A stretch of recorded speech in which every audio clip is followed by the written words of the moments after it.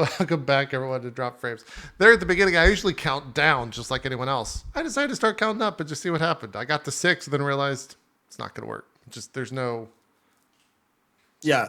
He counts us back from break. He's like, all right, going live. 5, 4, 3, 2. And he does that. But today he went 5, 4. Oh, we're live. 5, 6. Yeah, we're live. And went back out. I was like, yeah. Fuck. I don't know what just happened. We should probably talk video games. I think all of us have continued down our path. Can we just smoke a cigarette and just relax and bask? Can we just do that real quick? I'm still afterglowing a bit. You're afterglowing a bit? I don't even want to know what that means. There's so many ways I could take that.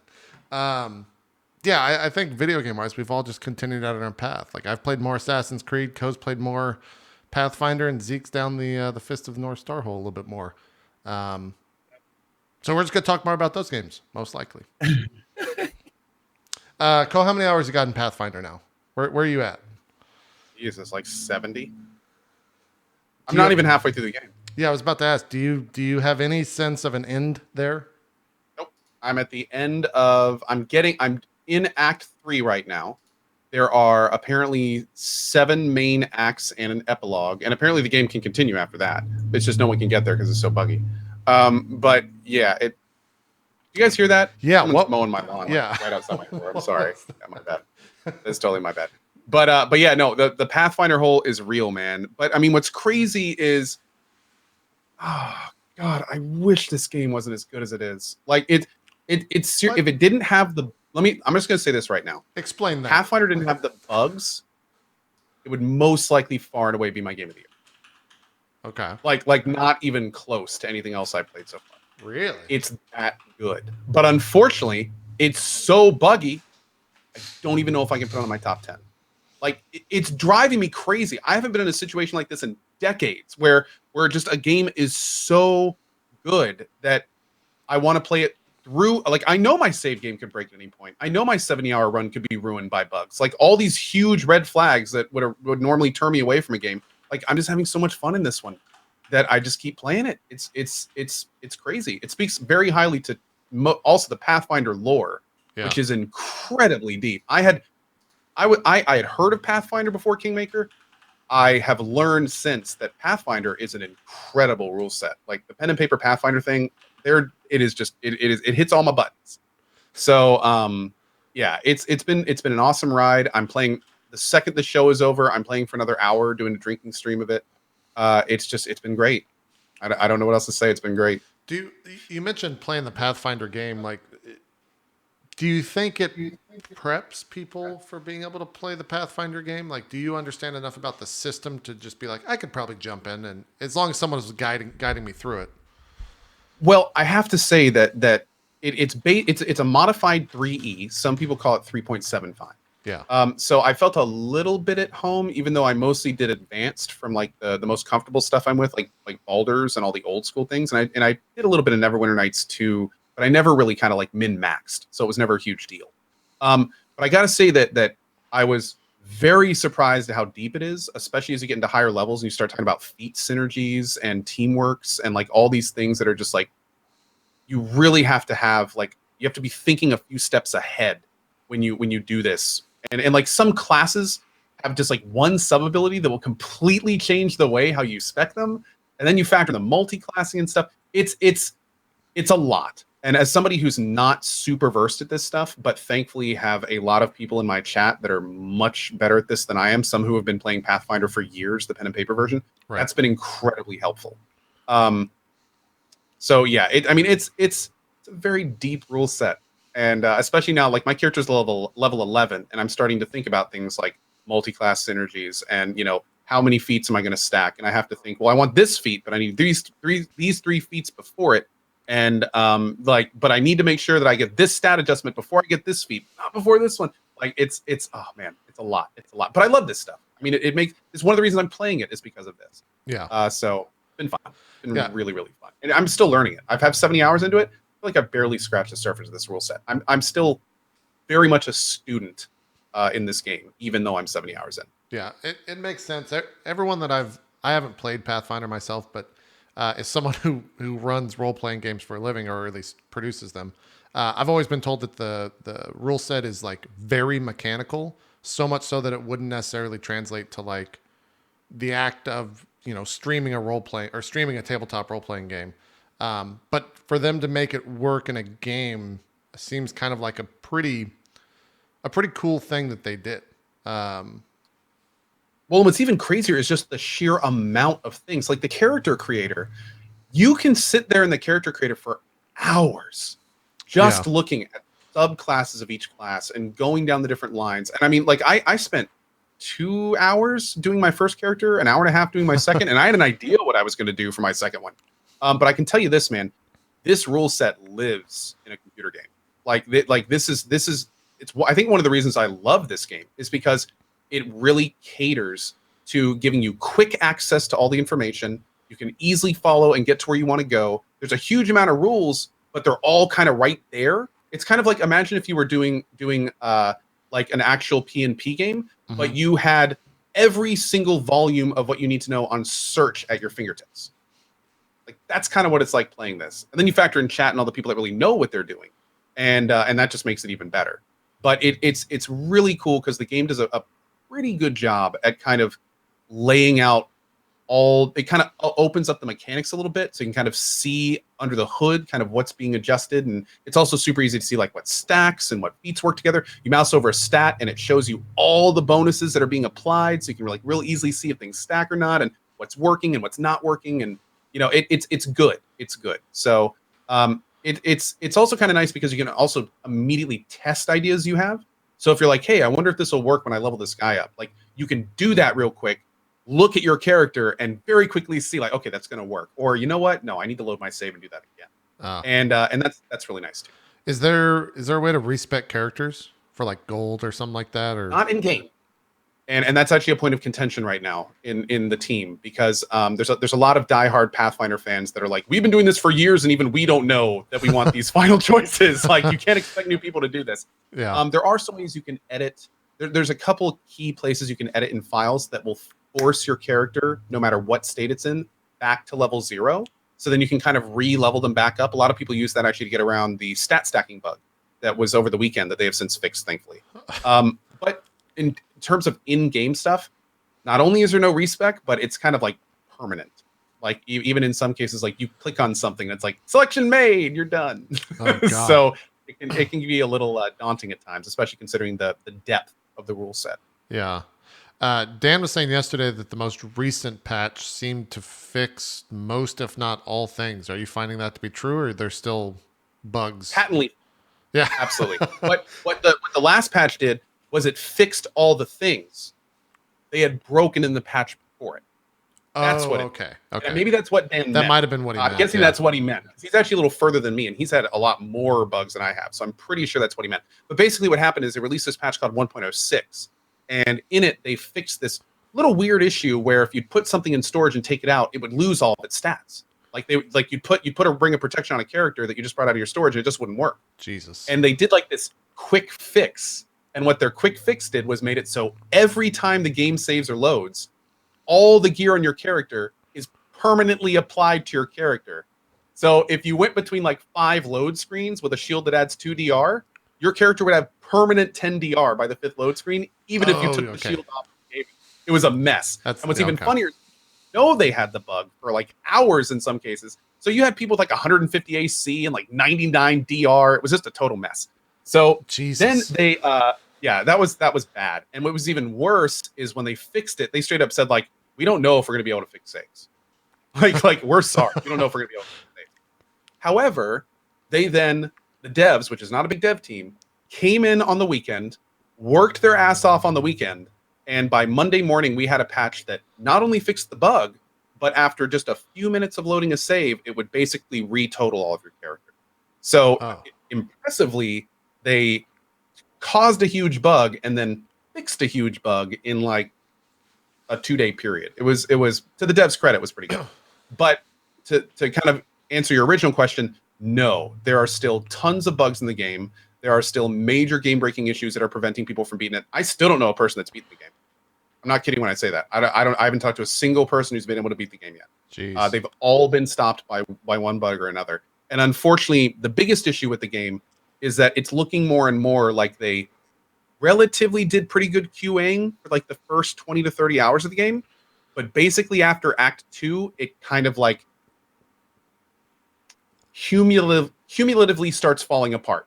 So it's like every act after 2 has like more and more issues. Yeah. Now, thankfully, the team is busting their ass to finish it. Like they are working as hard as they can to get it fixed. But it's a small team, and it's, of course, they've already introduced a major bug and have since fixed it. So we'll just kind of have to see where it goes. So when people come to your channel and say, "Hey, should I play this game?" Do you tell them no? I tell them exactly. I TLDR what I just said. Yeah. I say, look, this game is amazing, but keep in mind it's not in a playable state. The question I get most of all is, this DOS2 or PoE2? And what I tell people straight up is, I'm like, go get PoE2 and DOS2. Yeah. Play those games. And by the time you're done with those games, this could be the next big game out there. Like, this could be the classic we all want it to be if it gets these weird technical issues worked out. But I mean, I'll tell you this. I'm 60, 70 hours in right now. Today, I unlocked a new mechanic in the game. In term, like how big of a mechanic? Like just a class mechanic? Apparently, I hired this new, slightly spoilerish, but basically, I got an espionage advisor, and he now has this cool mechanic where I can send people off on missions to re-examine places I've already explored and discover new map locations that aren't there normally. Jeez. So it's like you can send people out on scouting missions to get new areas to go to. Didn't even know that was a thing. Huh. Yeah. So it's wild, man. Like this game is doing so many things that haven't been done before, and I think that's one of the reasons it's so buggy. But yeah, it's very, very cool at the end of the day. Huh. All right. Well, it's just Something seems that will keep me like interested in a game like this, or it has to have for me to keep playing a game like this, is does the story, after 70 hours, does the story remain compelling? Like, here's the beautiful part about this. This game is based on 6 books, and each act is basically a book. So for me, I have loved every act.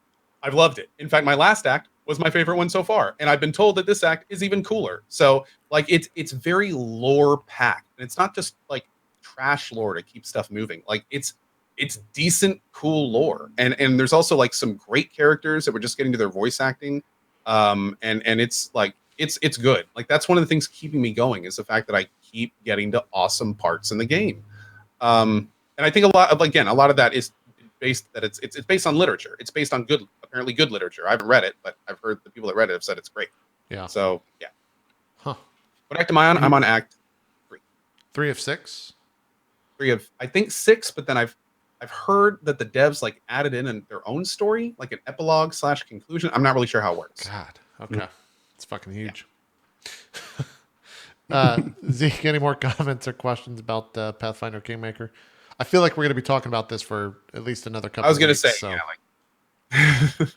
No, it reminds me of that old meme, the 99 bugs in the code. Take one down, patch it up, 117 bugs in the code. Yeah. Like that kind of shit. It's just like, and what's when even crazier, something break 3 other things. Yeah. Yeah. But not only is it a small studio, but they're trying to get these patches out as fast as possible. And like it's a hurricane of bad shit that can go wrong, unfortunately. Yeah. But man. Yeah. I'm curious if they ever like, I don't know. I'm curious how long it takes them to like fix everything, I guess is what I'll say. Yeah. It seems just to comment on something about in chat. That's what kicked it over the edge for me today. I had no idea. In Pathfinder, it is canon that a race of androids in spaceships have crashed over an area of the world and have since created like these nanotech spiders that are fought with barbarians with swords and axes. And there's like crazy big giant mechanical spiders and these android races. They used the word cyberware in my game. Oh, what we were going through is cyberware. What? Yeah, I know. I was figuring out nanites. I got an item on my character that is created of nanites, and it bonds with my flesh and creates a tattoo that then gives me like 4 unique abilities. Again, like Like I know I now all I want to do is go and explore those places. But yeah, it's crazy, dude. Like if you're wondering what I'm talking about, Google Pathfinder Numeria. The area that this place landed is Numeria. And like the parts of the spaceship that landed like went into the ground, and like now the barbarians and stuff that eat and drink from that area get this metal that fuses to their skeletons. It's crazy shit. It's awesome. Keep Yeah. fucking Anyway, Cybermen out of my high fantasy. God damn it. I thought it was a joke at first. In fact, when I first started reading this stuff, I was like, "Oh, it's like a cyberpunk reference or something." This is like, what a joke. And then chat's like, "No, you need to look into this. Like, this is a whole rabbit hole you're looking at right now." But yeah, it is cool. It is cool. I was completely not expecting that at all. I'm gonna drop this image into XSplit. This is what Ko's talking about. Like, that's a barbarian, and that's a giant fucking android spider that's in the game apparently. Or sorry, in the Pathfinder world. I don't know if it's in the game. I'm out. Yeah, like that's weird. To be clear, I've gotten this little nanite item, but it is not like you're going around the game world and finding old tech and spaceships. Like it's nothing like that. So far, it's only been kind of nuanced and sort of mentioned. And like I'm meeting a tribe that's from Numeria, and they tell me about it. So it's not like you're going to run around this game and it's going to be like post-apocalyptic or anything like that. It's rooted in high fantasy. Huh.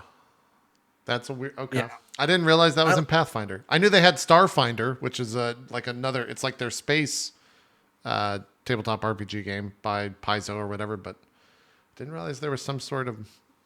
That's weird. It's a weird thing. I'm so curious to know if you fight fucking android spiders later in the game. Well, trust me, I will let you know. Yeah. Like I prefer sci-fi most of the time. So when I heard that stuff, I was just like, how do we get there? And can I go that far on the map? Do I get like, how do we do this? Like, what do we do? So yeah, I'll let you know. I'll let you know. Thing.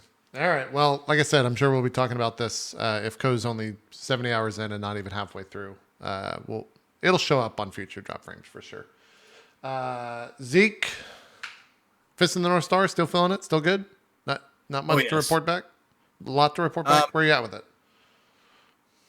I'm getting close to the end. I think probably maybe one more broadcast because I just hit something that said final chapter, but we know how that works. Yeah.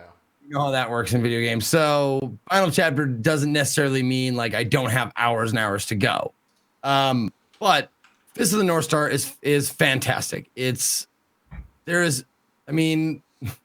everything you want if you're a fan of like the Yakuza series or the Fist of the North Star umbrella of things. You will enjoy this game. There's plenty of over-the-top gore and exploding and guts, but also some of the mini games are actually pretty goddamn fun. And they just like the Yakuza series, they seem like there's some of them that seem kind of like tacked on. Like you see, like there's one particular mini game where you are like, it's a rhythm game and you're like a dancing doctor. Like you have to like go and these hooligans are like infiltrating the medical facilities, and you have to like do this like dance where you like punch them and get them out of there and punch people to better health, and it's crazy. It's goofy, doesn't seem to fit anything, but that's par for the course, Sure. Like you there's no way like a hardcore gangster Yakuza guy is gonna spend that much time playing pocket racing cars. It's like that doesn't fit. Same here. Like it's just strange, but it's a good break from all the the serious scowling, small-headed, muscly gore that's in the game. Sure. I love the exaggerated style of Fist of the North Star. They make there's no bullshit about like what this is. It's like, this is like male muscle fantasy where you're punching dudes until they explode. And you're screaming and yelling the whole time. I'm surprised there's not like someone that says like judo chop or like, karate kick like in the game. The story is like, it's not near. That's the one place it really falls short of the Yakuza series. The story is pretty like, sure, it might follow the manga or the anime or whatever, but it's it's not super compelling or complex. Not a lot of subtext. I mean, there's minor twists and turns, but nothing that really like jumped out at me. I was like, that was a good scene. That was some good voice acting or some good dialogue or whatever. But that's not why you want to play this game. You want to play this game for the fucking awesome action, and the music is fantastic, and the voices that you all recognize, like Kiryu's in this, and Majima's in this, and Makoto is in this, and like all kinds of voices that you remember from different games. A lot of really famous voice actors that you'll know just like right away. Right. Right. But yeah, do I recommend it? Absolutely. I mean, if you can look at this game and go, that looks interesting, you'll probably really enjoy it. Sorry, I'm trying to figure out where this loop is coming from. Zeke. I'm looping. Looping the third. Tommy? Yeah, it's Zeke. Now it's gone. There was a definitive loop, but it's gone now. We're good. Anyways, how much of this game, Zeke, like you mentioned, even the voice actors are same. You'll hear their voices. Do you find yourself, at least when streaming this, are you defending that it's not just like a Yakuza reskin? Is that like a common thing? Well, sure it is. And it's by the same developers. It has the same, I mean, many of the same like aspects. Yeah. How you find sub stories, and like it'll say like you find a sub story. It's like sub story, just like Yakuza.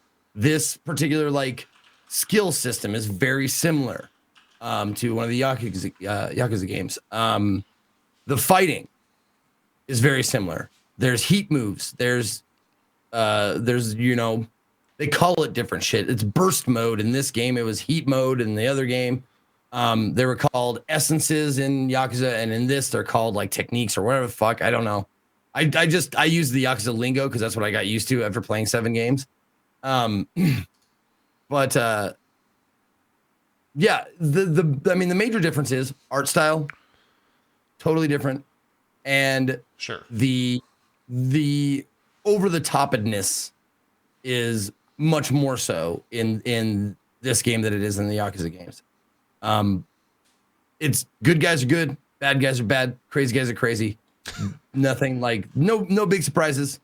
And it's fun. It can get challenging. This one thing I will say, the difficulty doesn't start like I'm playing on hard difficulty, which is like I guess the highest you can go. I don't know if that's first playthrough or not, but I put it on the highest difficulty, and it wasn't hard at all until about, I don't know, 4 hours ago, 5 hours ago, game time. And then it started getting difficult because I didn't level up. So I'm like level 30 something, and I'm fighting people that are like 12, 13 levels higher than me. And now it's starting to get like challenging because I'm not like, I haven't done the natural progression of leveling up because I'm kind of like, I'm not speeding through the story, but I'm maining the story. I'm not doing a lot of the sub stories and shit. Gotcha. Yeah, here's level 33 and you're 26. So that's kind of what you were talking about. Yeah, yep. So if you want a challenge in this game, just don't do a lot of the side content, because there was one, like, finally I got to a boss last broadcast that took me many tries to get through, and it wasn't just the boss, but it was like the journey to the boss was fucking hard. So I think I tried that for, I want to say like 2 hours, and it felt really good once I got it done. But this also falls into the same problems that the Yakuza games falls into. If you pack enough healing items, you're gonna be just fine. Yeah, if you stock up on savory jerky, you don't gotta worry about much. Is it the type of healing where you just like bring up your inventory, pop it, and then you get HP? Yep. Stop. I see. Pause the game. Inventory. Eat the jerky. Life bar goes up.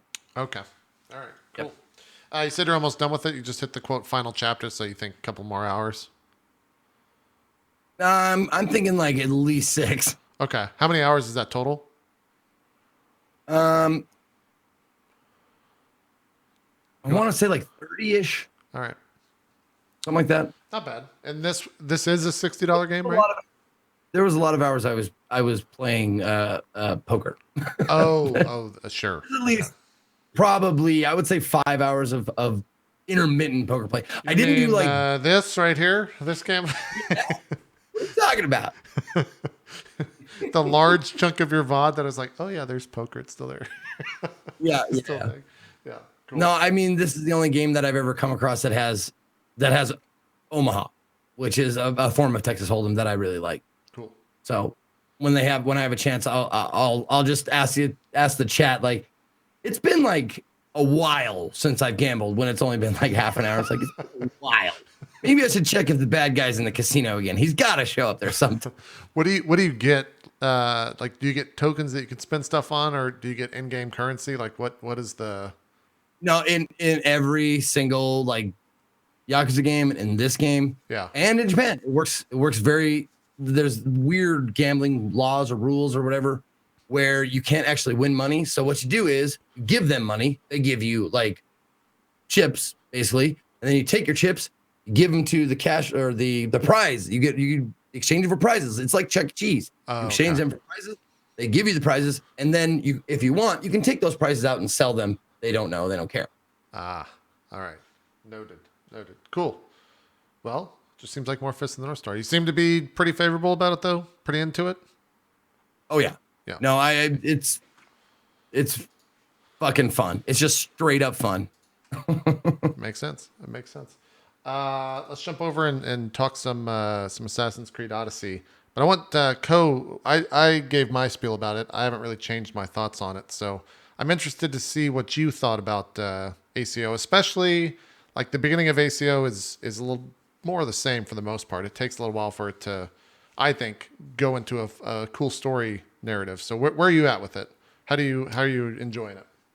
I just got to the second area, so I'm off the tutorial island. I tried some of the boating and ship combat, very cool. Learned about the stats for different characters, saw ship customization, and I kind of moved into the next area to learn about conquer mechanics, where you can like take out the different things to lower the bar and trigger a boss kind of fight to capture the region or something. I haven't gone too far after that, but really, I mean, it's a solid Assassin's Creed game. It's very similar to ACO in how it feels and plays. Maybe a little bit smoother. There's obviously a lot more mechanics, which is good. I love that ships are more of a centerpiece. That's excellent. And the fact that the ship customization stuff there is good as well. I'm honestly, it's kind of strange because I like it and I'm having fun with it, but there's no question that towards the end of ACO, I started, Origins, with the other one. Right. There was no question that probably about 60% through ACO, I decided, you know what? Like, this is cool, but I'm ready to get to the end. Like, I'm ready to do this. And the thing about this game is, from what I understand, and I think this kind of goes into the next thing we're going to talk about. You can't really do that in this game. I don't think you can't really get 2/3 of the way through it and then say, you know what? I'm just gonna finish it. Like, that's not something you can do. And that's honestly kind of turning me off a little bit to it. I mean, it's getting to the point where like the main story is already like 50 plus hours of AC. That's long. And then if you don't put money into it, then you have to put in like an extra 10 to 20 to stay leveled with the main quest. I don't know how true that is, because and again, that's what I want to find out. Yeah, I don't know if that's true or not, because I got to, like I said, 30 hours in without buying the time saver stuff. And the only reason I did was because I wanted to hit 50 faster, so then I could buy the armor, and it's already level 50, and I don't have to re-level it. I didn't buy it because I wanted to like get to the stuff faster. See, now what's going on in chat right now is exactly the issue I'm running into. You have people going, that's not true. You can just do the main story. But then you look around the internet and you have multiple sites, big name people that are going, you can't you can't just do the main story. So what I'm trying to do is I'm trying to find somebody where I'm like, who out there has played this game from beginning to end without doing side content? And how was it? And is it doable on Nightmare? Like that is what I want to know. I want to know, can you do this game only the main quest from beginning to end on night. Yeah. I can't I answer have that not gotten a 'cause good answer yet. I don't know like how far I was story wise. I know, like you said, this game is fucking long, but I'm 35 hours in, and I'm much further. Like I clicked in on Baru's stream last night, and I think he's put in like 50 to 60 hours. He's like Done, like, level, 3 plus 12 plus hour yeah, streams. I think he did like yeah, 24 plus at some point. That's and crazy how much he's been playing it. he's level like 44, at least when I tuned in, I think, and he's much. I'm much further in the main story than he is. So I think it just ties straight to your level in terms of Well, main and story for everyone progression. going, okay, just real quick to point this out. For everyone going, just don't play on Nightmare if that bothers you. The problem is that the challenge of Nightmare is awesome. When you're fighting characters your level on Nightmare, it is a phenomenally fun experience. Oh, yeah. And I don't want to like I don't the idea that a game is going to take longer on a harder difficulty, that's strange to me. A game being harder on a harder difficulty is fine, but to add gameplay time to a difficulty level, like that's a little different than a difficulty level. That's not difficulty anymore. You're talking about like Well, raw investment of time. Now, outside of being good at the game, I should say, I'm not factoring in yeah, like yeah, retrying fights because you aren't good at them. I'm right. talking about like apparently, like I'm talking just about raw time. In terms of like if you gain less experience on a higher difficulty, I don't think that's the case. stuff like that. Yeah, I don't think it is, but that's the kind of stuff I'm talking Yeah. about. But yeah, so it's kind of weird to me that you would have like a situation like people are saying in chat right now, like if you play it on a normal difficulty, then if you go through the main story, well, yeah, you're 7 levels under the guy you're fighting, but since you're playing on normal, that's not a problem. It's just a little bit harder. But if you try that exact same fight on Nightmare, because he's 7 levels above you, it's nearly undoable. Maybe my understanding of the game is wrong, but I think everything in the world is always the same level as you, no matter what difficulty you're playing it on. I've never fought anyone that's lower level than me by more than like a level. I get bounty hunters on me all the time that are higher than my level. Well, the bounty hunters, like yes, but I'm just talking about like guys in the open world. I've never like seen, and maybe it's because I'm not doing much backtracking, but the bounty hunters are definitely lower. But for the most part, since I'm always pushing forward and not doing much side stuff, they're always like a couple levels ahead of me, and I can't even like fuck with those guys. But wait, if you look at the world map, it has level ranges in the regions. Yeah, again, maybe that's just because I'm not going back to them. But I'm always at wherever I'm at in the main story have always been equal level to me, no matter what I've done. Oh, it scales up, not down. Oh. So there you go. Interesting. Okay, interesting. All right. Well, that's okay. Well, that makes sense. But yeah, the thing for me, and this kind of goes into our next thing, and I know it's even kind of dangerous talking about this a little bit, but yeah. You guys remember on a show a year and a half ago, maybe even more, whenever Mankind Divided came out, when I was talking about Mankind Divided, I kind of went on this rant about Mankind Divided, because in Mankind Divided, they let you buy skill points with real money. You can just play through the game, or you can buy skill points. Now in Mankind Divided, it's not a big deal, right? Because I mean, if you play through the main story and you even look around a little bit, you'll get more skill points than you need. Not a big deal. But I remember specifically at that time going, what's happening in Mankind Divided doesn't worry me. What worries me is the direction we're heading. And what worries me is when they're going to prevent you from doing the main story because of stuff like this. And now here we are a year and a half later, and we have an Assassin's Creed game, a major franchise, where people are being told that, like, if you buy the experience booster at the beginning of the game, apparently you can play through Nightmare normally. But if you don't buy it, then you can't even do the main quest all the way through without doing side content on Nightmare. Are they though? Like who's saying that? Well, that's what I'm being told. That's what the reviews are saying. I don't know. PC put out an article. Lots of big YouTubers have put out articles saying that, like, if you don't buy the booster at the beginning, it can cause major issues end game. So, and again, I want more information on this. But if that's true, that is so stupidly concerning to me. No, I agree that is concerning. More gameplay for time-saving purchasable items outside of full-price games. Yeah, that is. I don't care what anyone says. That's like, oh my lord. I haven't encountered any of that. The reason that I bought it, like I said, the reason that I bought the more XP and stuff is just so I could get through the game faster as a streamer, because there's other shit that I want to play. The one thing that I will say is, this idea of like, hey, you can spend a little money to progress faster. Materials in the game, when it comes to like getting, the pieces of wood, the pieces of iron, the soft leather, all that shit, when it comes to upgrading your weapons, so if you get like a legendary item that's 27 and you're 37, it's like 1,000 leather to upgrade that item to your level. Like it's crazy amounts of resources. And I can see them then selling that stuff, which they do. You can go and buy resource packs to then upgrade your stuff. But it's basically just like, I don't want to grind this stuff. Let me just buy it. Which is, I think I'm okay with that, because it's basically just it's, as they say, a time saver in the actual like store. But what's fucked up is if you do that, then later on in the main story, there's like a ship mission, and I hate the ship stuff. I don't hate it. It's my least favorite thing in the game.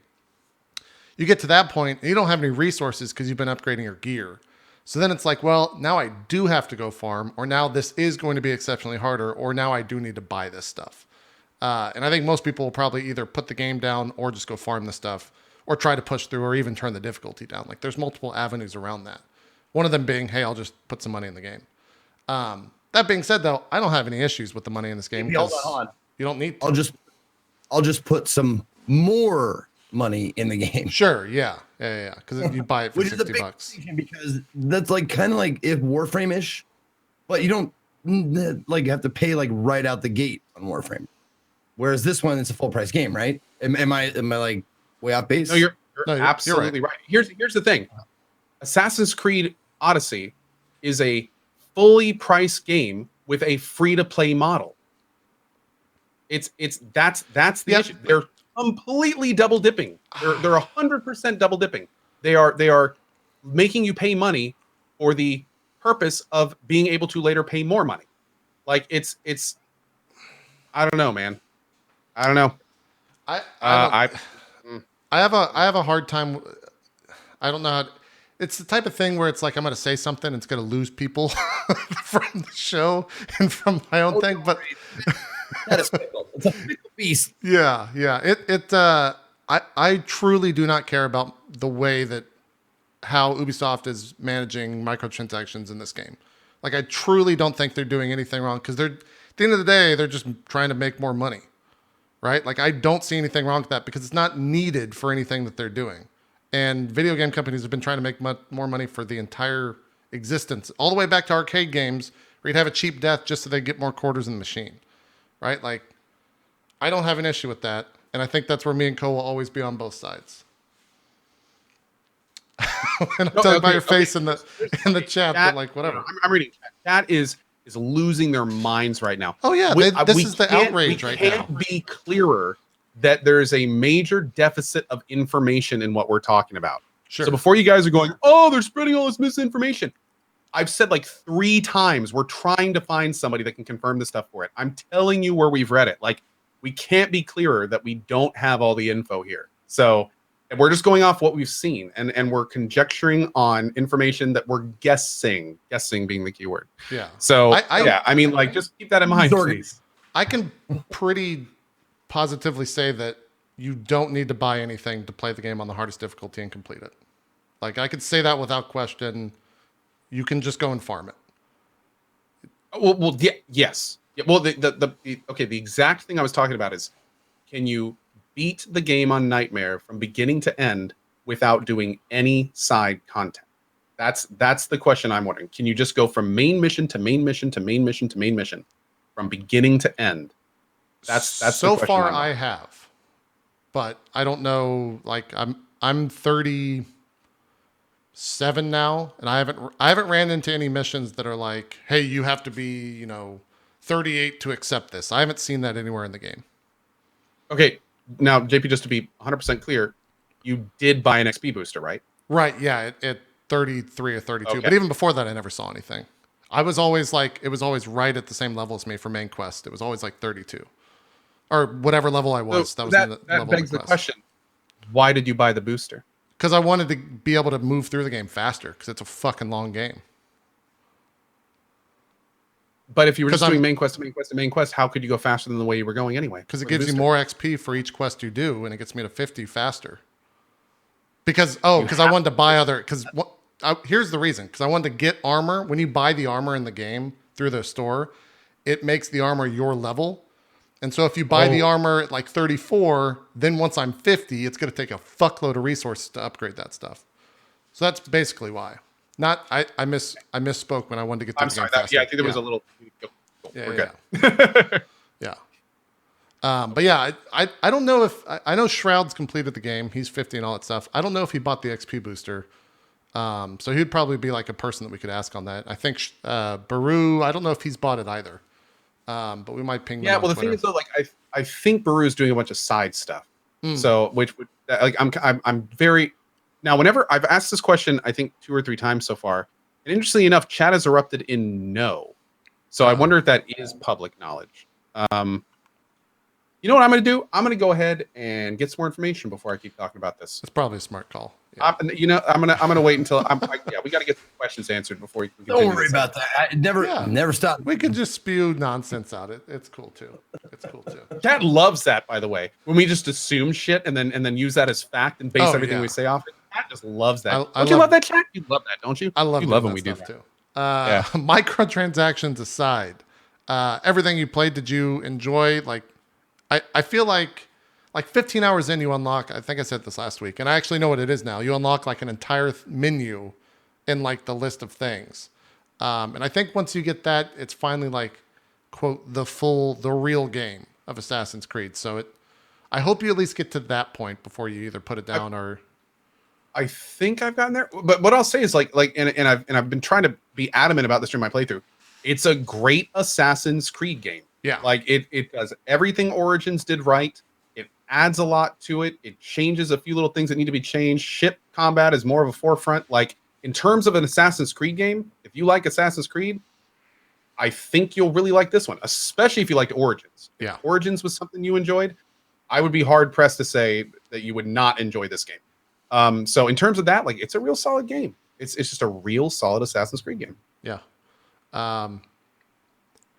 There's stuff that happens later in the game in terms of, if you've played other Assassin's Creed game, you know that there's aliens that exist. There's the first civilization bullshit, and they definitely bring that back in this game. And that's kind of what's keeping me playing story-wise, is to see where they take that. Because like in AC2, you basically fight like Space Pope, I think is the final boss of that, if I recall correctly. And there's hints of stuff like that in this, in terms of, let's say, mythological cities that may or may not have existed, etc. All that stuff kind of comes back into this. Ooh, and it's Atlantis? cool. Yeah. It's cool. There's stuff like that. I'm just like, yeah. I tell you, honestly, people hate when I say this. That stuff's some of my funnest part in Assassin's Creed. I love that shit. Yeah, I loved all same that here. sci-fi shit in line. I thought it was great. Every time we found that stuff, I was like, oh, awesome. Here we go. Yeah. Like, yeah, I love that stuff. Yeah. Also, Atlantis is a DLC. That's not spoilers. You guys would have found it if you just stop fucking complaining in Twitch chat for once. Read anything else. I've been around you so long, JP. I could see the expression on your face is just like, oh, give me the, I'm gonna fucking go off. It's gonna happen. Now that you've interjected though, and I'm laughing, it's calmed. The rage meter's starting to go down again. It's decreasing. No, I could tell that kettle was about to whistle. Yeah. Like, Well, I mean, I got into it because when you stream this game, your chat, at least mine does, and maybe it's because I actually talk to it, it becomes like, how could you support this game with microtransactions? And it's like, dude, like, I've had this conversation for like 30 plus hours playing this game. Just fucking get over it. Don't buy it and move on. People get so fucking bent out of shape for this shit. I mean, Coz wanted to talk right now about it, and that's pissing me off because he won't say anything about how he feels making the faces that he's making. So it's like, I said exactly how I felt about this. okay, all right. I didn't know if you were on. Like it's all like I said, the whole thing about the Deus Ex thing about how games are moving in dangerous directions. Right. This is a stepping stone in that. Okay.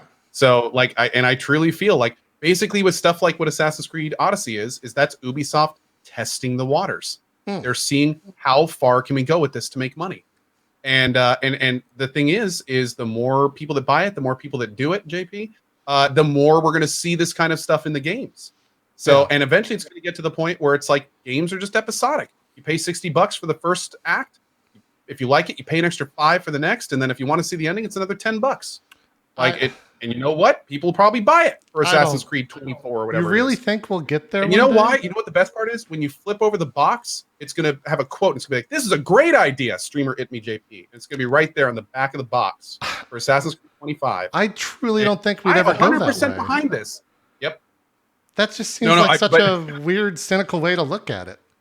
Well, no, it's just you have to remember these companies are here to make money, and they're going to do just like you said earlier. And the more opportunities we have for them to subtract from our gameplay experience and make money, the more they're going to go down that avenue. And here's another thing: that little time saver thing you bought, that's free money. That's the dangerous thing. That's free money for Ubisoft. They didn't have to make anything. There's no 3D models. There's no coding, no voice acting, nothing. That's just free money for them.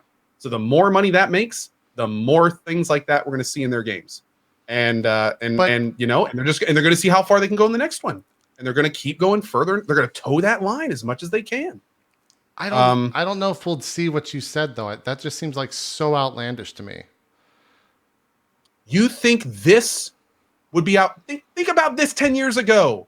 This sounds crazy 10 years ago. No, the idea that a to buy single-player game would make you pay $60, then there's an in-game store that lets you buy a ton of other shit. That would be crazy a decade ago. Well, maybe 2 decades. Not if you played mobile games. But yeah. Because that shit existed in mobile games. This is the mobile game. Mobile games are the devil. How dare you? That's an old gamer look at everything, I think. Mobile game money-making schemes are like gambling. They're like designed to suck as much money from the person as they can with as little gameplay as possible. So it's like that's the last one. Let me jump in here. All right. Anyway. Back in my day. Okay, sorry. Counselor for the prosecution, JP, you have one sentence to make, and then Co, you have one sentence to make, and I will decide which side is the winner. Okay. I'll say something as outlandish as Co said.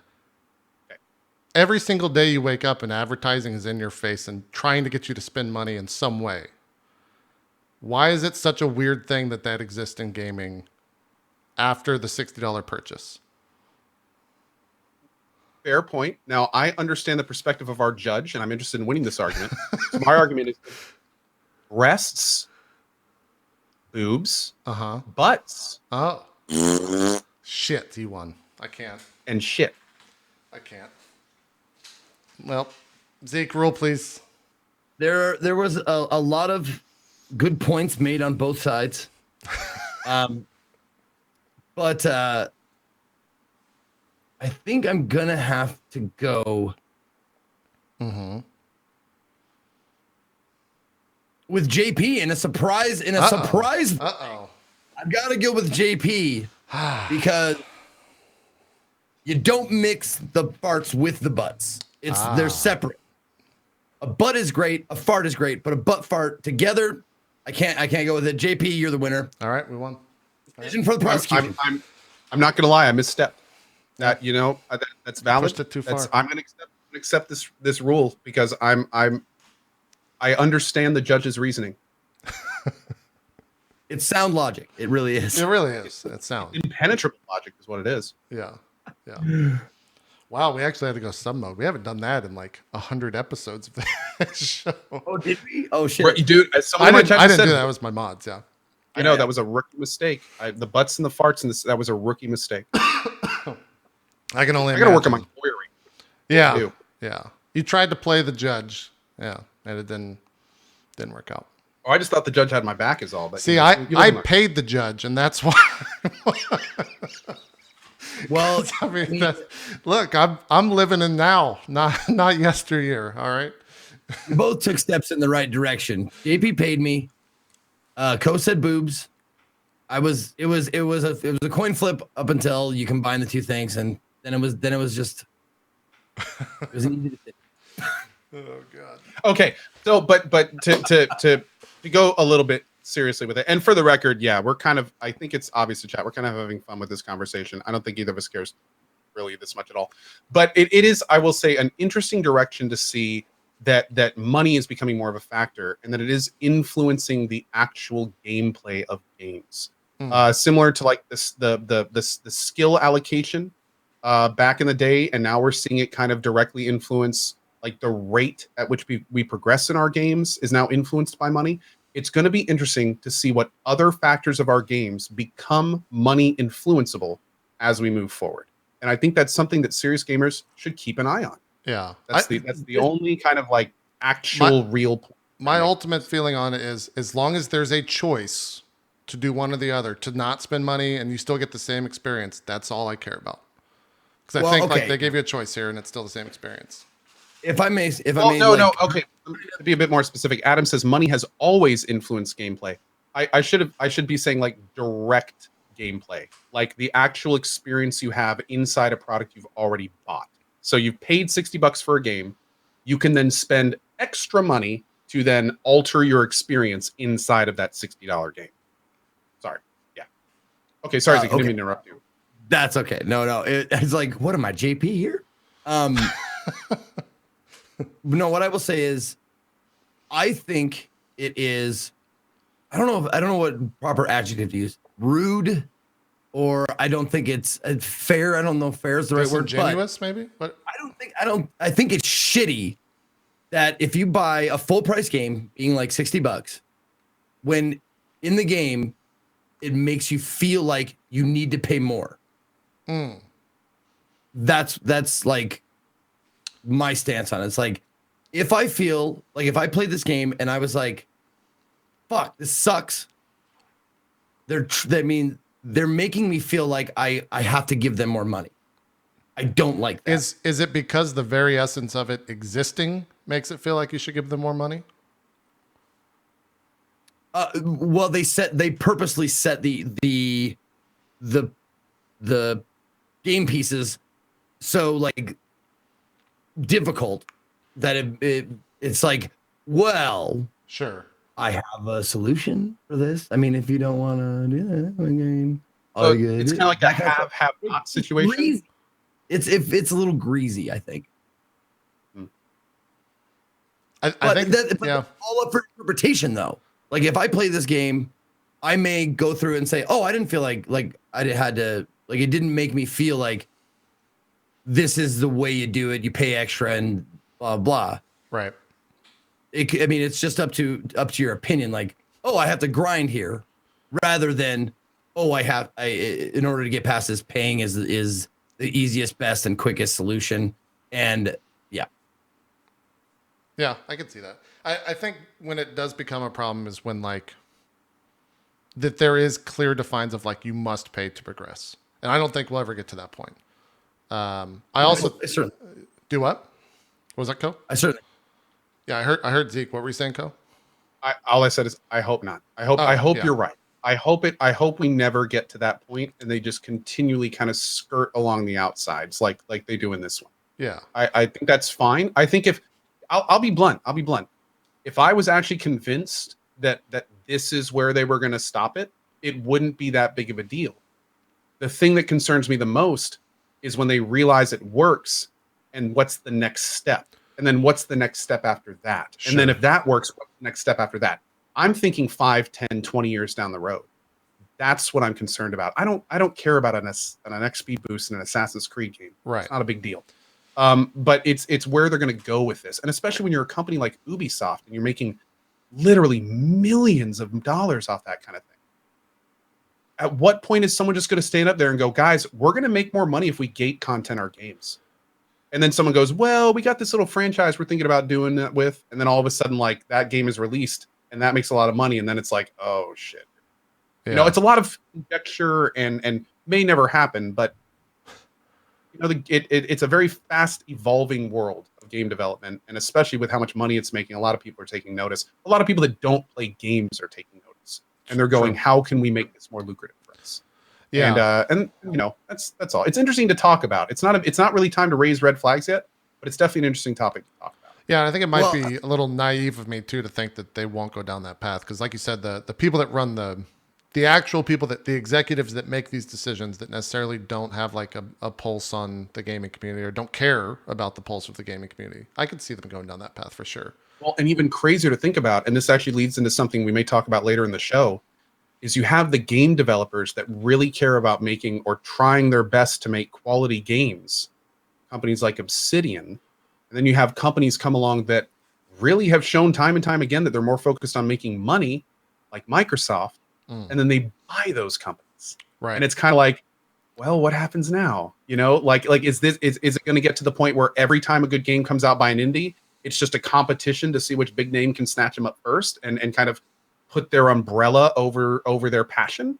I mean, we'll have to see. If the alternative is that those companies don't exist, I'd much rather see them get bought than struggle to exist and move forward. Very good point. Yeah. Very good point. To have the resources to develop games they're passionate about. Yeah, I mean, if Microsoft, we can kind of jump into this. If Microsoft buys Obsidian and they get to make the next Fallout New Vegas, but on their own terms, like, fucking, I think everyone wins right there. Right? See, and it's really interesting because a lot of people were red flagging Obsidian, and someone in my chat actually said something like you just did. They were like, "Hey, Co, what if Microsoft buying Obsidian finally gives them the money to purchase the Fallout license from Bethesda, and then all of a sudden Obsidian makes a game of a new Fallout New Vegas 2 that they never would have been able to make if Microsoft hadn't bought them?" How would you feel about that? And that stopped me in my tracks. I was just like, now, would you still be as excited if it wasn't the Fallout universe, but it was still like from the people that brought you Fallout New Vegas, a brand new IP? Would that be more or less exciting for you? well, not necessarily. Okay. I mean, it's more about the soul of the game than it is the IP that is the veneer. But a lot of times that plays into the passion that the developers have for delivering a good product. But it depends. It really depends on the IP and the structure in which the designed around. Yeah, that's true. I'd be very surprised, by the way, in terms of the Obsidian stuff, and we're kind of talking about like games making money and whatnot. I'd be surprised if Microsoft bought Obsidian if their next game was a CRPG. Like I don't necessarily think that CRPGs are the biggest cash cows out there to be blunt. So I don't know if they'd go down that path.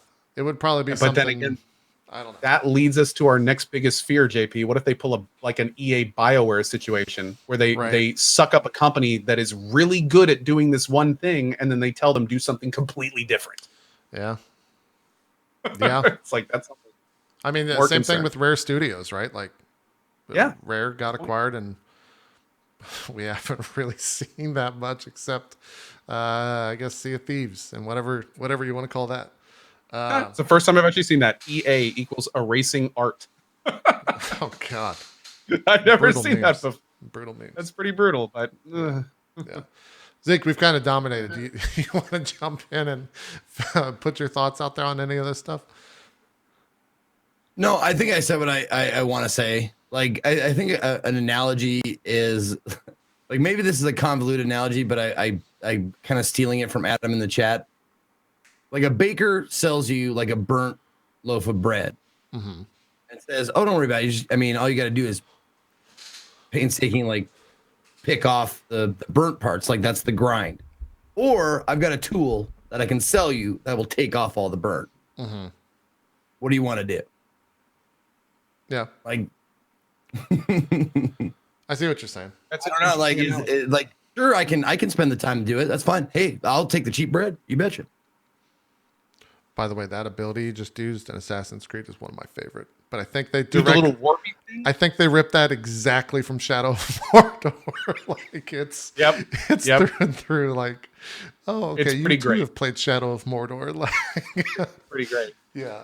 Yeah. And then you look at the bounty system. It's like maybe they did a little more than play it. Man, this whole game is a culmination of ideas from other games put into the framework of an assassin. A lot of people say, like, is this really Assassin's Creed? It's the farthest from it, but it's the best Assassin's Creed has looked in a very long time, I think, without a doubt. Are you stabbing people up the ass? You are. When you sneak it? Yeah. She has some, or I don't know if you're playing as Cassandra. They have some cool animations because, like, there's ones where you'll, like, trip them up and then put your blade down on the ground and, like, push them back onto your fucking sword and shit. Like, it's cool. They do some cool stuff with that. There's a lot. There's a like, again, quality game outside of all the controversy. Like, I mean, you can't deny it. It's a very solid AC edition. Yeah. The story's also, for my interest, like the best story, better than Origins for me. I'm more pulled to play this game and see where it goes because of the fact that, like, my decisions for once in an Assassin's Creed game are there, and you actually have decisions in terms of what you if you kill something, if you don't kill something, how you, yeah, that type of stuff. Yeah. Speaking of which, like that, there's a decision on the tutorial island that Mhm. I just kind of I had a rough time doing it, and then I made my decision, and I honestly wasn't very pleased with what I decided to do. And then a few minutes later, I happened to catch in chat somebody saying the outcome as if I chose the other one, and I was just like, "Are you kidding? Yes, Like it made yeah. that much of a difference? Like that's impressive. That's not something we see in AC too often." And also to talk about what you were just saying, the without saying what actually happens, what you learn and see directly after leaving Tutorial Island to Right. arriving on the beach in the next area, that whole entire sequence was just like, holy shit. Yep. And it's him? Like that's not a feeling I really equate to Assassin's Creed games generally. Yep. It's definitely it's cool. That's cool. the basis for a lot of the story moving forward. Yeah. There's some cool stuff for sure. I'm enjoying my time with it. Now, are you gonna keep playing? Are you going all the way to the end? Yeah. I'm gonna play it after this. I want to try to finish it by Friday. I don't know. And if you go by like the map, I feel like I've gone 10 places, maybe. Like there's entire islands.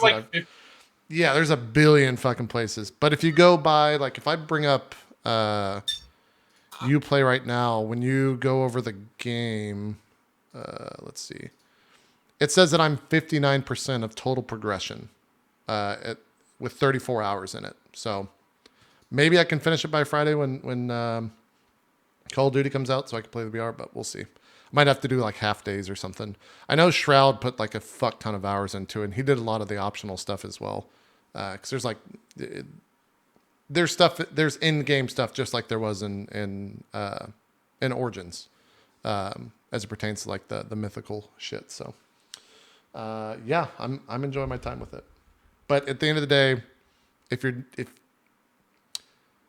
I don't, what would you say, Ko? If you're not an Assassin's Creed fan, do you think this is the one that turns people over? If you didn't enjoy ACO, I think you'll be hard pressed to enjoy this one. Like it's that kind of thing. Like I don't think, because of it is like 70% ACO. There's a lot of great new stuff, but if you weren't a big fan of ACO, I don't think there's enough new stuff to sway you over. If you sort of liked ACO, you might love this one. It's basically everything ACO was and a lot more. Yeah. So yeah. And if you didn't like the first Assassin's Creed game, this is a completely different game. I'm sorry. I fuck him up all the time too. I think last episode I fucked him up almost every time I mentioned it. Yeah. If you didn't like the first Assassin's Creed, this is a completely different game. So at least check it out. It's worthy of your eyes. What else is out there? We kind of talked about the Obsidian stuff. I don't know if Zeke or Ko, if you guys have anything to add to that discussion. Because it's not even a done deal yet. It hasn't been fully announced that Obsidian is being bought by Microsoft. It's just the big rumor right now by credible sources. We'll see what happens there. I'm curious to see if Fallout 76 footage that came out yesterday has swayed either of you one way or the other, because I thought that footage, I'll be gentle, I thought it looked a little rough. It looked a little rough from what I saw. Can you do me a favor? Yeah. Just describe what you think about it to somebody who has never seen it. I feel like it looks like Fallout 4 with a multiplayer mod with bad FPS, which maybe it's just Fallout 4. Like, granted, I'm not the biggest Fallout 4. I'm the furthest thing away from being a Fallout 4 fanboy. But I think most of the stuff was captured on a Xbox, and it was a 4K Xbox One version, at least the footage that I saw from like GameSpot, I think. But there were multiple times where they would like, you could see when they would like load the zone as people were entering it, or load the building as the avatars would like walk into it, and there was a huge FPS drop when that would occur. Granted, that might just be beta, like the game's not fully out, so you can't really judge it by that, but it looked a little rough. But I wasn't someone that was super hyped about it to begin with, so they had a lot to do to like sway me over to being hyped about it. I'll probably still at least check it out to see if playing it is different from watching it played, but it looks looks a little rough around the edges for me. Are you watching footage of it right now, Co, for the first time? Yeah, I am for the first time. What I can pull some up as well. I said this last week that Rockstar wouldn't claim it. I don't think Bethesda would claim it. I'm not sure. Shout out, by the way, to Ziggy D, a person we've had on the show in the past. He did I played Fallout 76, your top 10 questions answered video. Yes, he did. And I'm kind of going through this. And I see and understand everything you just said. I'm gonna pull up some of that footage. Ziggy, don't claim me, bro. All right, don't claim me. Don't claim me, bro. There's a lot of shit on this screen at once. Good lord. So all the little arrows, I guess, are people running around in the world. Mm-hmm. Okay. Yeah, like I don't know. Let me ask you this, Co. Do you think what's so funny? I'm watching Ziggy D's video, and while I'm doing that, this obnoxious giant ad comes up over his thing. Cheap and safe exalted orbs. Delve League. Buy now. Click here. Wait, really? I didn't realize there was RMT for Path of Exile. Or is that the 10 centification of Path of Exile? God, I don't even. That's a discussion for another show, JP. No, that's some RMT shit. That's not 10 cents. That's kind of funny. Anyway, sorry, but yeah, no. Honestly, here's the thing. And I've been getting this question a lot lately. I mean, you can imagine. I'm like one of the Fallout fanboys on Twitch, so of course I've been getting like, have you seen the footage? What do you think? It looks terrible, doesn't it? Blah blah blah. And the thing I keep telling people is, first of all, like I'm watching the footage for the first time now. And I got to admit, it doesn't really faze me at all. Oh, look, there's someone teabagging a mob. It doesn't faze me, because here's the thing. I'm not playing this game for the multiplayer. I don't plan on playing Fallout 76 for any of this kind of stuff. I'm going to be playing Fallout 76 to explore the world, to check it out. If I could play it solo, I probably would. It's Fallout 4. This game sits between Fallout 4 and Fallout 5. As they've said. It's the multiplayer they wanted in Fallout 4, but they didn't have enough time to develop. So I just take this for what it is, man. It's a side project with some multiplayer stuff. But more importantly to me, it's a brand new giant world to explore, tons of lore and locations to see. I'm really hoping they keep up the like iconic location stuff from the previous Fallouts, where you can go to a place and like you can look around and kind of disseminate what happened in the location based on bloodstains on the wall and how the skeletons are laid out. Like, as long as there's the care and detail in this game of previous Fallout games, I'll probably love it.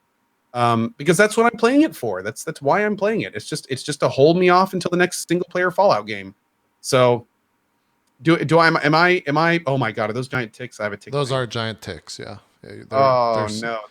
He's getting up and close with some giant ticks. Anyway, okay. But yeah, so there's lots of things about this game that are kind of red flags, but I think it should be okay. At least for me. I've got a list of what I want to get from the game, and I think I'll get what I want from the game. So I'm happy. I may not though. Like we'll have to see. We'll have to see. Maybe the locations are going to be kind of not nearly as interesting because they're designed for multiplayer. Or I mean, we know there's no NPCs, but they have said there is a main quest line that takes you between the 6 major regions, and they have said that there are going to be like notes and robots and things that will give you quests that you can then do. Are those going to be meaningful, or is the fact that there is just basically no real story going to make this kind of uninteresting and not really something that drives us? Like these are the things I'm worried about. I'm not really worried about the multiplayer and the mechanics and the VAT system. Like, whatever. I want to know more if this is going to have the soul of the Fallout franchise.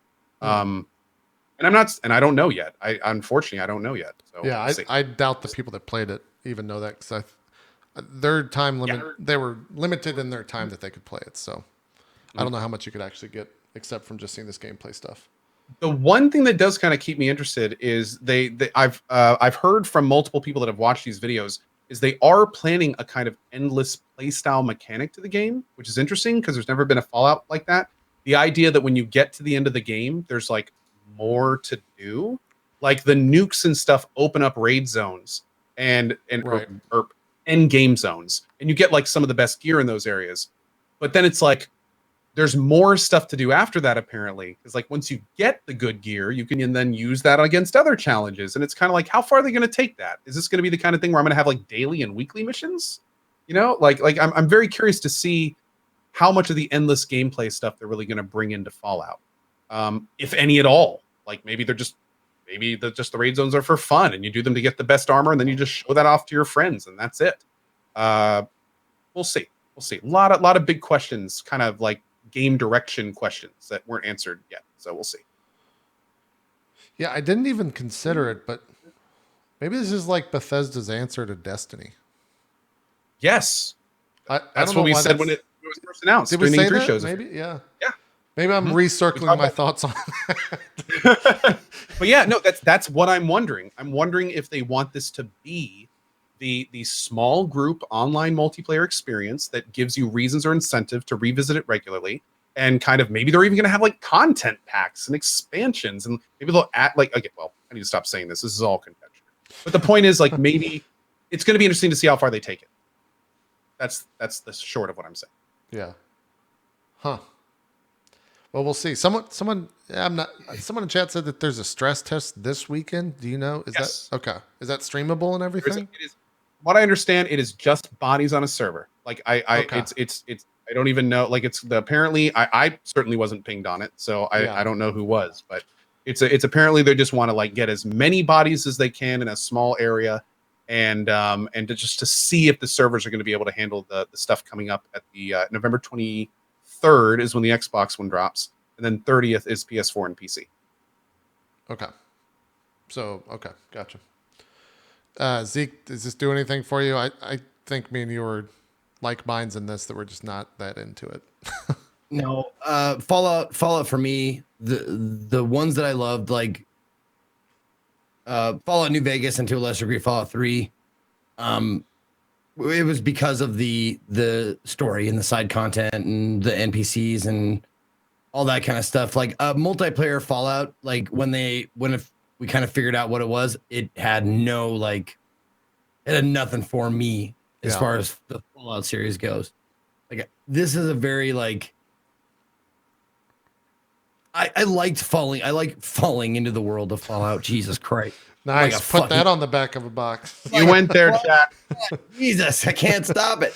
No, I liked like immersing myself in the world of Fallout, and I liked the solo aspect because it felt like an apocalyptic wasteland should be like a very solitary experience. Yeah, I would agree. And this appealed to me. I would agree with that. But well, you know, as streaming goes, I'll at least check it out for a stream to see if it's. Maybe I get in there. It's like, man, these shooting people is pretty fun. This is a pretty fun thing. And I keep playing it. We'll just have to find out. We'll see. Oh, that stuff looks pretty cool. I think he's getting destroyed by this. I think that's another player. It says wanted, so that might just be PvP stuff. It is. Okay. That's another thing I'm very curious about is how they're going to do the PvP and everything. Like there was apparently like this right here. People that have watched these have said that they showed some of it, but at the same time they really didn't talk too much about the rules that they were going to be using for it. And like, and one thing that was brought up apparently is like if somebody kills you in PvP, will you be able to then tell the game you don't want to see that person again? Yeah. And they really waffled on that answer, and it's kind of like. So are you just going to allow griefing? Like I'm a little like I don't know how that's going to work. So Okay. we'll see. Like again, there's the multiplayer aspect is raising still some rather red flags, especially for streamers, especially for people that plan on broadcasting their gameplay. It's kind of like, we'll have to see. We'll have to see. Yeah, it's a whole nother problem. Oh no! For those talking about in chat, I have not seen any of this stuff yet. Like I said earlier, this is the first time I've actually watched the footage. Yeah, I'm kind of trying to avoid 76 stuff. Yeah, so Ziggy Deed video, I would recommend going to watch that, not only because he's a friend of the show, but I think his video is also answering a lot of the questions that people want the answers to. So his channel is Ziggy D Gaming on YouTube. Go check that out. Just quick news here. I know we're a little bit over, but I feel like I need to tell Zeke this. Zeke, did you know that Stardew Valley is coming to mobile? Were you aware of this? I need to change my pants. No. Okay. No, I wasn't aware. Like mobile, by mobile you mean phone, right? iPhone and iPad. It's not the full game. It's not a cut down version. Or sorry, it is the full game, not a cut down version. It plays almost identically to all the other versions. Main difference is that it's been rebuilt for touchscreen on iOS. It is $7.99. PC players can transfer their save data to the iOS version via iTunes. That's pretty fucking cool. That's That is awesome. cool. Wow. Make sure to back up your save data first. Mods are not supported, and any save data transfer containing mods may cause compatibility issues. Cool. Pre-orders are available today. By the way, for the rude asshole who has all in caps. What? What? What? One and one Noah game. Oh, Stardew Valley. Yeah, that's what we're talking about. I don't think there was anything else. There's just some small stuff. There's more and more hype almost every single day for Red Dead with just stuff that's kind of trickling out of that, out of Rockstar for that. I'm sure there's going to be all month long. I think that's it. You guys getting hyped for TwitchCon yet? It's coming up. It's more just like stress for me. Like, Why? well, you gotta send us these questions that you want to ask these execs, and you gotta send us some clips that you want to be on this clip. Like it's actual shit that I have to do to send them. So Sure. it's not just, hey, show up and talk like the way that I would prefer it. It's, hey, show up and talk about these questions that we've pre-approved. So, Listen, if the ring gets too heavy, JP, I'll carry you. yeah, you'll get me there. Okay. All right. Will you jump into the fire with me though, Zeke? That's the question that matters. Co won't. I know Co's already out. But will you, I Zeke? will. Okay, Zeke's in. All right. I will. Yeah. Oh yeah, then Borderlands talking VR. By the way, that came out. Or that got announced. Oh, my wireless 5 got here yesterday. Oh. Oh, did you see the thing about that burning the bald guy's head? I'm not fucking with you. Someone on Twitter had the wireless thing, and he said it got so hot on his bald head that it like left like a visible mark on his head. So be careful. I don't know if that was just a one user scenario or if that's a all around thing. There was something to the effect that he said that he also has something with him where he can't feel pain until it's like a lot of pain. So everything that I read from that Twitter thread about him burning his head seemed pretty important. So be very careful about that shit. And maybe just get some paper towels. Just put them right there. That way, if you do feel flame, you know just to take it off. And maybe shave your head completely so that your hair doesn't catch on fire. That's probably also pretty good. No, but seriously, go check that thread out. There might be some useful information in it for you. They said that they, wear an ice pack. yeah, What headset was that for? the wireless Vive stuff. The wireless Vive? Okay. Yeah, wireless Vive headset burn, is that? Yeah. So, they- pro tip for bald people: the Vive wireless adapter gets hot with prolonged use. Got about 1.5 hours into organ quarter and started to feel some pain in the top of my head. Realized it was cooking my scalp. The numbness tells me I have in fact given myself a first-degree burn. Yep. First degree? Here's the picture of his head. No, first degree is the lightest. That's sunburn. Third degree is what you want to avoid. Still, Yeah. it's a degree. Yeah. It's a burn. Do you like the first thing that I thought when I saw this was, do you think they actually tested that with someone who didn't have any hair? Like, is that something that they would consider in QA? He didn't tag the company. I want to hear the company replies to this tweet. It says that they're investigating it. That was the reply. There's a post about on Upload VR. They said at Vive, we take our users' safety seriously. We are investigating the report as quickly as we can. Hold on. We don't have anything. If you further to comment. scroll down in this tweet thread, there's a picture. It's someone from VR, and he goes, "Quick question: were you using the supplied pad that comes with the kit? I can't see how the adapter would come into contact with your head when using the pad." And the guy replied, "Stock Vive, no pad included in the standard Vive wireless kit I received. I just popped open the Pro adapter. I got that pad, and I was wondering what it was for, and now I know it's not to burn my head." Okay. Ah, So the dude wasn't Okay. using. Yeah, that tech is not supposed to rest all on your across head. that. Huh. Okay, that makes a bit more sense. Well, okay. I just want to say, like, looking at the dude's picture, it looks like this guy might be trying to sue for a burn he got in his meth lab rather than an actual like Oh, vibe. God. You And know, that would I sell mean, quick. I've been in trailer courts and like had neighbors like this guy. I just wanted Cole to be careful so he didn't burn his head. That's the entire No, reason I said this. I'm glad I read that. Now I know.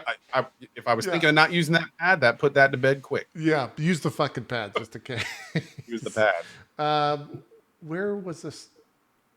He said he recorded the temperature readings of the device itself. By the end of an hour and a half of use, the underside of the Vive wireless adapter had reached 40 degrees Celsius or nearly 105 degrees Fahrenheit.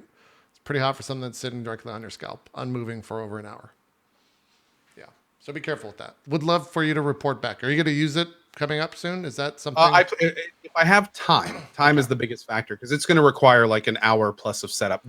I'm going from a Vive to a Vive Pro, and apparently that changes like how it uses the video and stuff. Because with the Vive Pro, they made it so it doesn't require two connectors anymore. Apparently, just one. Yeah. So I'm gonna have to like start over from scratch, and I also don't know how to set it up with the wireless. So yeah, I'd like to do it soon. As soon as I get time, I'm curious because I have the Vive Pro and it's still sitting right over there as it has been since I unboxed it. I haven't used it a single time. So let me know if it works and maybe I'll just buy more useless products. Will do. That I will never I'm use actually again. looking forward to checking out the Borderlands VR ever since we talked about that. That actually sounds like it could be cool. Yeah, we'll see. We'll see. All right, we're over. Let's do some shout outs and get out of here. It's like 10 minutes over. So, Zeke, you want to start us off? I would love to. What's up, everybody? Thank you for watching. Big, huge thank you to Matt Mercer for joining us for the first half of the show. It was awesome to talk to him, and I was telling Code during the break, it's always really cool when you see someone that's that famous who actually knows their shit and is not like pretending to like what you like. It's like, oh yeah, I like that thing, and then they don't really. It's just awesome to see. But you can catch me on Twitch, Twitter, and YouTube, all at or / Ezekiel_III. And also indie game devs, if you want a budget Matt Mercer, send me an email, Ezekiel3@gmail.com. I can do that for you. Right. Oh, also, I was going to do a broadcast with Sour Kool-Aid Show sometime after this, but that is not happening.